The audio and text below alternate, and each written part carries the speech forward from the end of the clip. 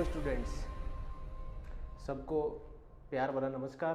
तो आज अपन जो टॉपिक स्टार्ट कर रहे हैं, electric field due to an electric dipole. तो लास्ट वाले लेक्चर में मैंने आपको 2 पॉइंट समझाए थे, एक्सप्लेन किए थे।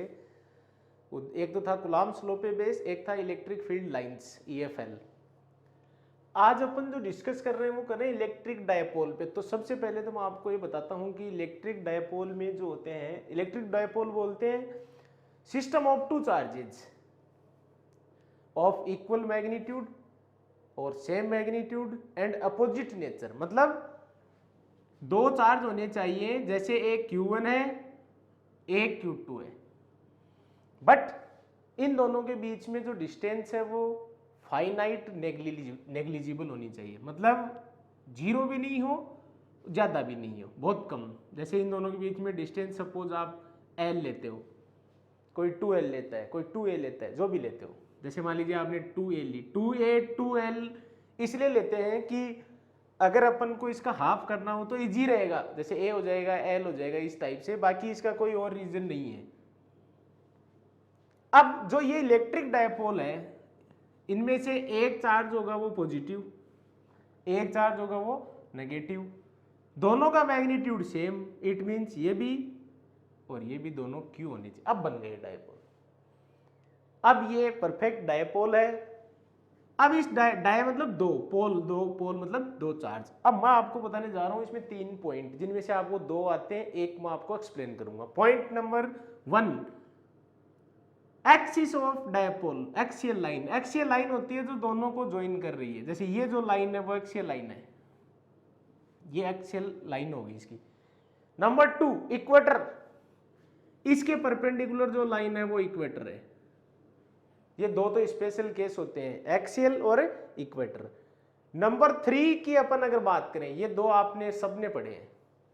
एक्सियल लाइन पे इलेक्ट्रिक फील्ड, R डिस्टेंस पे अगर फाइंड करते हैं, आप सब बच्चों को पता है, वैल्यू आता है E axial equal to 2kp/r³।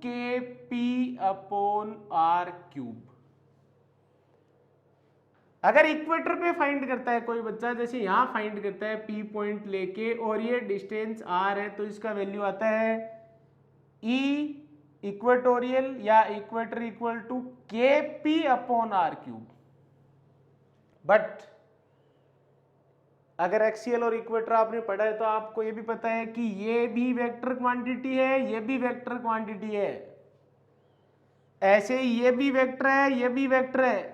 Electric field का डायरेक्शन होता है पॉजिटिव टू नेगेटिव ऑलवेज, चाहिए हो।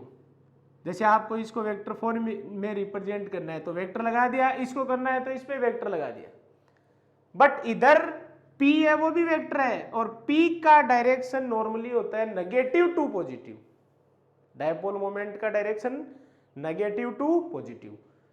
इट मींस ये ऐसे होना चाहिए, P माइनस, ये भी ऐसे ही होना चाहिए, P माइनस।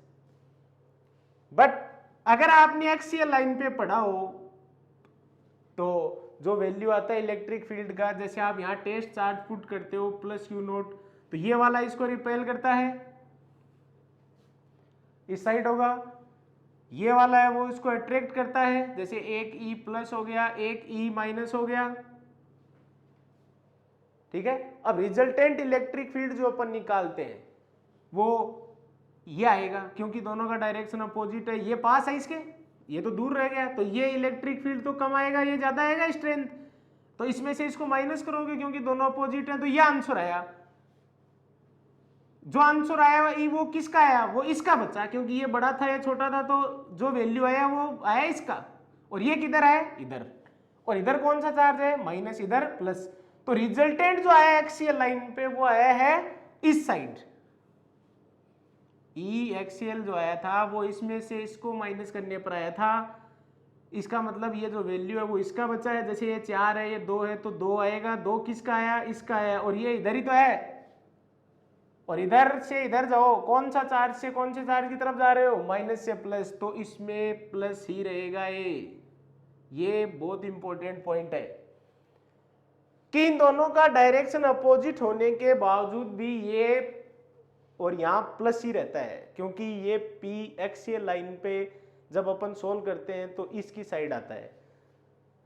अब आपने इक्वेटर पे किया, इक्वेटर पे आपने टेस्ट चार्ज इसमें पुट किया तो ये वाला इधर आया, ये वाला है वो इस साइड आया। जैसे ये आ गया E प्लस, ये आ गया E माइनस, आपने कंपोनेंट बनाए या किसी भी फॉर्म से किया तो आंसर आपका ये आया, ये E ये आया, इधर आया, ये वैल्यू आ जाएगी इसकी। किस साइड आई? इस साइड। इधर कौन सा चार्ज? प्लस, इधर माइनस, तो पॉजिटिव से नेगेटिव आया ही, और P किधर होता है? माइनस से प्लस, तो इसमें माइनस रहेगा। तो ये बच्चों दोनों पॉइंट इंपॉर्टेंट है, ये मैं आपको पूरा डेरिवेशन नहीं करके बता रहा हूं, आपको मैंने फॉर्मूले बताए हैं दो, कि एक्सियल लाइन पे इलेक्ट्रिक फील्ड वेक्टर फॉर्म में ऐसे लिखा जाएगा, इक्वेटोरियल पॉइंट पे इलेक्ट्रिक फील्ड ऐसे लिखा जाएगा। एक्सियल लाइन पे इलेक्ट्रिक फील्ड और डायपोल मोमेंट एक ही डायरेक्शन में रहते हैं, इक्वेटोरियल लाइन पे इलेक्ट्रिक फील्ड और डायपोल मोमेंट है वो अपोजिट डायरेक्शन में होती है। अब ये मैं आपको इसलिए बता रहा हूं क्योंकि कई बार एग्जाम में, स्पेशली जैसे बोर्ड एग्जाम, जैसे सीबीएसई की अपन बात करें तो क्वेश्चन आ जाता है कि not axial line not equatorial line पे इलेक्ट्रिक फील्ड, जनरल पॉइंट पे आर कोमा थीटा पे इलेक्ट्रिक फील्ड फाइंड करके बताओ। न तो एक्सियल पे न इक्वेटर पे, जनरल पॉइंट पे इलेक्ट्रिक फील्ड फाइंड करना है, तो आपको यूज उन दोनों का ही करना है।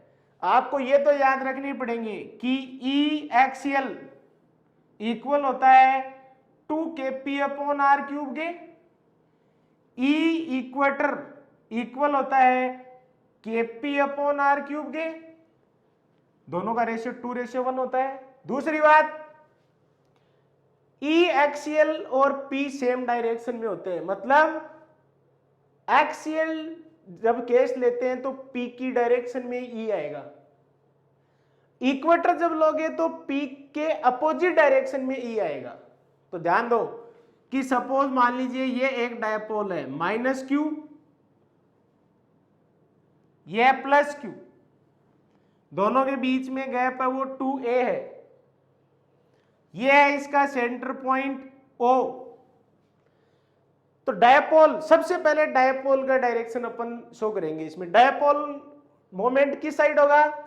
माइनस से प्लस की साइड होगा, नेगेटिव टू पॉजिटिव, ये हो गया डायपोल। ये डायपोल मोमेंट है, पी पॉइंट नहीं है, डायपोल मोमेंट हो गया नेगेटिव टू पॉजिटिव। अब आपको वो पॉइंट लेना है जहां आपको इलेक्ट्रिक फील्ड, जैसे ये ले लिया मैंने, सपोज वो पॉइंट मैंने लिया है O, या O यहां है तो S ले लो। S पॉइंट पे अपन को इलेक्ट्रिक फील्ड है वो फाइंड करना है। कितने एंगल पे लिया है? थीटा। कितनी डिस्टेंस पे लिया है पॉइंट? R। ध्यान देना क्या किया मैंने कि ये नेगेटिव ये पॉजिटिव चार्ज, तो डायपोल मोमेंट इधर हो गया, माइनस से प्लस की साइड, ध्यान दो, देखो इस साइड हो गया। जहां इलेक्ट्रिक फील्ड फाइंड करना वो पॉइंट यहां ले लिया, अगले ने कहा है आर कोमा थीटा, तो आर डिस्टेंस ले लिया और P से इसका एंगल थीटा ले लिया, तो ये इसका एंगल बन गया थीटा, डिस्टेंस आर हो गया। अब ये जो डायपोल मोमेंट है इसको आप कंपोनेंट में रिजोल्व कीजिए। जैसे आपको कोई कहता है ना कि ये एक वेक्टर है तो इसको कंपोनेंट बना के बताओ, तो कैसे बनाते हो आप कंपोनेंट? इधर बताता हूं मैं, ध्यान से देखो। ये मान लो एक वेक्टर ए है, इसके कंपोनेंट बनाओ। एक ये बनेगा, एक ये बनेगा, ये बन जाएगा ax या a cos थीटा, और ये बन जाएगा ay या a sin थीटा। क्लियर है? ये थीटा अगर होगा तो ये बनेगा a cos थीटा, ये बनेगा a sin थीटा। तो ऐसे ही इस डायग्राम में भी आपको दो इसके कंपोनेंट बनाने हैं p के, तो एक तो ये रहा और एक ये रहा, एक ये रहा, एक ये रहा। ये थीटा है तो ये क्या हो जाएगा?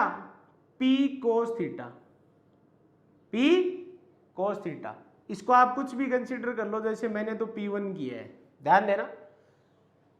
ये क्या बन जाएगा? P sin थीटा, इसको मैं कर लेता हूं P2, इसको मैंने क्या कंसीडर किया है, P2 किया है, इसको मैंने किया है P cos थीटा, इसको मैंने किया है P sin थीटा, इसको P1 और इसको P2। तो P के ये देखो ये रहा रिजल्टेंट इन दोनों का, तो थीटा के सामने वाला cos बनेगा, बच गया वो sin बनेगा। ये आपको हमेशा याद रखना है। अब देखिए इस पॉइंट पे आपको इलेक्ट्रिक फील्ड का वैल्यू फाइंड करना है। ये जो पॉइंट है वो P1 के तो एक्सियल लाइन पे है, एक्सियल लाइन इसको ही तो बोलते हैं। जैसे ये मान लीजिए एक चार्ज, एक पॉइंट ये हो गया, दूसरा पॉइंट ये हो गया, दो पॉइंट हो गए 1 और 2, तो एक्सियल यही तो है जो दोनों को मिला रही है। तो P1 देखो एरो लगा हुआ ये रहा, P1 जो है वो एस के एक्सियल लाइन पे है, और एक्सियल लाइन पे जिधर P1 होता है उधर ही E1 होता है या E होता है। तो मैं यहां E1 लिख सकता हूं क्या? इस P1 के कारण जो इलेक्ट्रिक फील्ड होगा वो इलेक्ट्रिक फील्ड जिधर P1 होगा उधर ही E1 होगा। क्यों? क्योंकि एक्सियल लाइन पे दोनों सेम डायरेक्शन में होते हैं, मैंने एक्सप्लेन कर दिया। P2 जो है वो इसके इक्वेटर पे नहीं है क्या? देखो P1 तो इसके एक्सिस पे है, एक्सियल लाइन पे है, तो एक्सियल वाला हो गया। P2 है वो इस लाइन के इक्वेटर पे, ये रहा P2। तो इक्वेटर पे तो E और जो P होते हैं वो अपोजिट होते हैं, तो P2 इधर है तो E2 इधर नहीं होगा क्या? ये E2 हो गया। अब बात ये है कि E1 और E2 को सोल्व कैसे किया जाए। तो इन दोनों के बीच में एंगल 90 है, तो रिजल्टेंट यही तो y, और रिजल्टेंट का वैल्यू आपको सबको आता है E equal to root E1 square plus E2 square plus 2E1 E2 cos theta. अब ये तो इन दोनों के बीच में एंगल है वो तो 90 हो गया, तो इसका मतलब यहां थीटा पुट करोगे तो कोस 90 की वैल्यू 0 हो जाएगी, तो ये हो जाएगा root E1 square plus E2 square. अब बात है E1 और E2 की वैल्यू कहां से पुट करें। तो E1 क्या है? E1 है इलेक्ट्रिक फील्ड एक्सियल लाइन पे P1 डायपोल मोमेंट के कारण। तो एक्सियल लाइन पे इलेक्ट्रिक फील्ड का फॉर्मूला क्या होता है? 2kp/r³ नहीं होता है क्या? कौन से डायपोल मोमेंट के कारण है E1? P1 के है, तो P1 लिख दो यहां। E2 इक्वेटर वाला है, इक्वेटर पे है E2, इस लाइन के इक्वेटर पे E2। इक्वेटर पे क्या होता है? kp/r³। P कौन से है इक्वेटर? ये P2, तो यहां P2 लिख दो। तो ये एक्सियल पे है, इस लाइन के E1 तो एक्सियल पे है। एक्सियल पे क्यों है? क्योंकि P1 इसके एक्सियल पे है, और एक्सियल पे ये फॉर्मूला लेना है। E2 इस लाइन के इक्वेटर पे है, और इक्वेटर पे आपको लेना वो kp लेना है, तो ये लेना है, उसमें ये लेना है। अब यहां तो लिखोगे कोस P कोस, और यहां लिखोगे P साइन, तो इसका मतलब ये तो क्या बन गया 2kp कोस अपॉन r³, और ये बन जाएगा kp साइन अपॉन r³। दोनों वैल्यू इसमें पुट कर दो, आंसर आ जाएगा। तो देखिए सोल्व करेंगे आगे, तो E इक्वल टू आ गया रूट E1 स्क्वायर, तो 2kp cos theta upon r³ का स्क्वायर, प्लस ये हो जाएगा kp sine theta upon r³ का स्क्वायर। अब इन दोनों में देखो E equal to root kp upon r³ का स्क्वायर, इसमें भी है, इसमें ये भी है, कॉमन आ जाएगा, बाहर आएगा तो kp अपॉन r³ भी बचेगा। इसमें क्या रह गया 2 और कोस, 2 का स्क्वायर 4, कोस का कोस स्क्वायर, प्लस इसका kp अपॉन r³ तो चला गया बाहर, केवल क्या है साइन, तो साइन स्क्वायर थीटा। अब साइन स्क्वायर को रिप्लेस कर दो, अगर आप चाहो तो जो साइन स्क्वायर थीटा इसको रिप्लेस कर दीजिए 1 माइनस कोस स्क्वायर थीटा से, तो इसका मतलब E equal to kp upon r³ root 4 cos square theta plus 1 minus cos square theta, तो एक माइनस हो जाएगा, तो KP upon r cube root 3 cos square theta plus 1। ये जनरल पॉइंट पे इलेक्ट्रिक फील्ड आ गया। अब इसमें आप कोई भी वैल्यू पुट कर दो चेक करने के लिए, जैसे मैं थीटा की जगह अगर 0 पुट कर दूं तो वो एस पॉइंट यहां आ जाएगा, एक्सियल पे आ जाएगा डायपोल के, और एक्सियल पे अगर लिखो cos 0 की वैल्यू 1, 1 इंटू 3 3 प्लस 1 4, 4 का रूट 2, तो 2 KP अपॉन आर क्यूब आ गया, करेक्ट है। अगर थीटा 90 लेते हैं अपन, जैसे यहां चले जाते हैं, तो 90 cos 90 की वैल्यू 0, तो 0 1, तो यही रह जाएगा। तो मेन चीज इसमें यही है समझने वाली कि अगर किसी डायपोल में इलेक्ट्रिक फील्ड निकालते हैं तो एक्सियल और इक्वेटोरियल पे आपको बहुत ध्यान रखना है कि एक्सियल लाइन पे जो इलेक्ट्रिक फील्ड होता है उधर ही डायपोल मोमेंट होता है, या जिधर डायपोल मोमेंट होता है, देखो ये P1 एक्सियल लाइन पे, इसके आर वाली लाइन के एक्सियल पे था ना P1, इसीलिए मैंने इधर ही E1 कर दिया। इक्वेटर पे अपोजिट होता है, P2 है ना, P2 इसके आर वाली लाइन के इक्वेटर पे नहीं है क्या, और इक्वेटर पे अपोजिट होता है, तो देखो मैंने उधर कर दिया, ये इधर था तो मैंने उसको उधर कर दिया, इसमें इधर था तो इधर ही रखा। अब E इस पॉइंट पे क्यों लगा रहे हैं अपन, P तो यहां लगा रहे हो आप P1 P2, क्योंकि अपन को तो E यही फाइंड करना है ना, तो E की डायरेक्शन यही लगेगी, इधर इधर, इसका मतलब ये दोनों 90 पे हो गए। आप सोल्व करते जाओगे, अब आपके प्रॉब्लम एक आएगी कि अपन E1 और E2 कहां से लाए, तो E1 क्या है, P1 के कारण इलेक्ट्रिक फील्ड है, और P1 एक्सियल वाला है, और एक्सियल पे क्या होता है 2 KP अपॉन आर क्यूब, तो P1 लगा दो। E2 इक्वेटर वाला है जो P2 आएगा, तो इसका मतलब ये KP अपॉन आर क्यूब होता है, तो P2 लगा दिया। अब P1 का वैल्यू मैंने यहां समझा दिया था आपको, P cos थीटा आएगा, P2 का P sin थीटा, आपने इसमें वैल्यू पुट कर दिया, आंसर आ गया। तो ये एक ऐसा टॉपिक है जो जनरली अपन लेते नहीं है, तो अगर जनरल पॉइंट पे इलेक्ट्रिक फील्ड फाइंड करना है तो आप इसका यूज करना। ओके, तो ये इस चैप्टर में तीसरा टॉपिक था जो मैं डिस्कस करना चाह रहा था।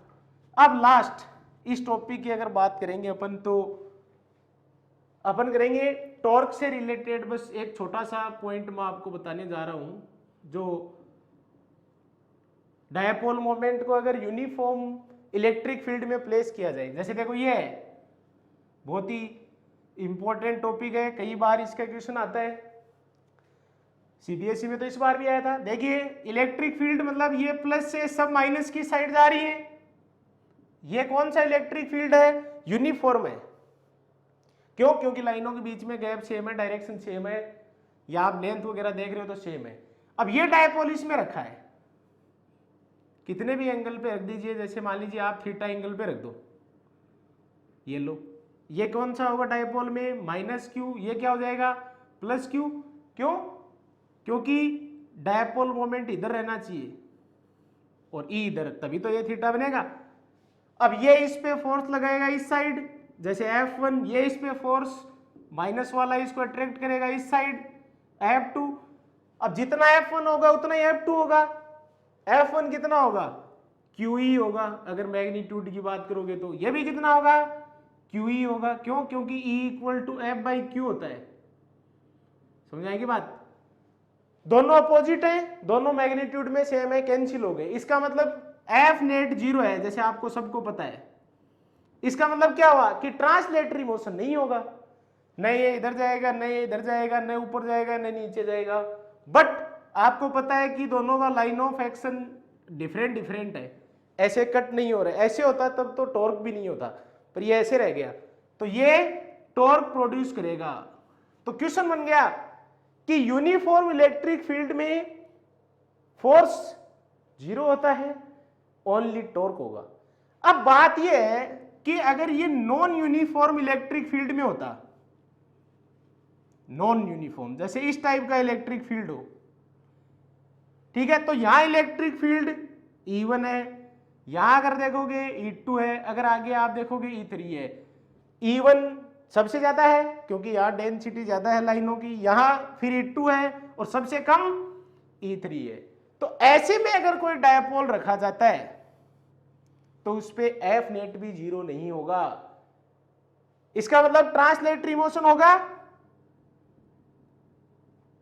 टॉर्क भी होगा। तो दोनों कंबाइंड, दोनों हमेशा ये टॉर्क भी प्रोड्यूस करेगा, टॉर्क भी जनरेट होगा और इसमें ट्रांसलेटरी मोशन भी होगा। तो ये आपको ध्यान रखना है, ये इन दोनों में थोड़ा डिफरेंस है। अब मैं आपको जो बता रहा था वो बात ये है कि टॉर्क में अपन जनरली 3 केस लेते हैं। एक तो लेते हैं थीटा 0, टॉर्क का फॉर्मूला यही तो आता है, tau equal to P E sine theta. अब एक केस तो लेते हो आप थीटा इक्वल टू 0 का, इसका मीनिंग तो ये होता है, ये ई हो गया, प्लस से किधर जा रही है लाइन है, माइनस। तो ऐसे रख दो उसको, बस यहां प्लस क्यू ले लो, यहां माइनस क्यू ले लो, तो ये पी बन गया। जिधर पी है उधर ही क्या है, ई है। तो टो इक्वल टू क्या हो जाएगा, 0, साइन 0 की वैल्यू 0 हो जाएगी। अब एक केस जो नंबर 2 होता है वो होता है थीटा इक्वल टू 180, मतलब इसको उल्टा रख दो, ये हो गया माइनस प्लस, लाइनों की बात कर रहा हूं मैं, ये माइनस, तो इलेक्ट्रिक फील्ड इधर हो गया। इसको इधर रखो Q को, प्लस को, और इसको इधर रखो माइनस को, तो P इधर हो गया डायपोल मोमेंट। तो ये P इधर हो गया, E इधर, तो 180 हो गया। तो भी टॉर्क कितना आएगा, 0। अब क्वेश्चन आता है कई बार कि स्टेबल और इनस्टेबल, ये भी इक्विलिब्रियम है, ये भी इक्विलिब्रियम है। अब इनमें स्टेबल अनस्टेबल पे पोटेंशियल एनर्जी या टॉर्क प्रोड्यूस या आपको वैल्यू पूछी जाती है, तो इसको बोलते हैं स्टेबल। इसको ऐसे समझ लो ना कि जैसे अगर अपन किसी चीज को ऐसे रखें कि जिसका माइनस किसी के प्लस की साइड हो, या जिसका प्लस किसी चीज के माइनस की साइड हो, तो अट्रैक्शन होगा, स्टेबल रहेगा, कोई प्रॉब्लम नहीं है। अट्रैक्ट, ये इसको अट्रैक्ट कर रहा है, ये वाला इसको कर रहा है। अगर आप प्लस किसी प्लस की तरफ रखो या माइनस को किसी माइनस में, तो अनस्टेबल ही रहेगा, पॉसिबल ही नहीं है। तो स्टेबल किसको बोलते हैं, थीटा 0, अनस्टेबल 180। तो ये अपने छोटे से 2 पॉइंट आज थे आज के वीडियो में, तो आप जरूर देखिए और कभी भी अगर आपके जरूर काम आएंगे ये पढ़े हुए।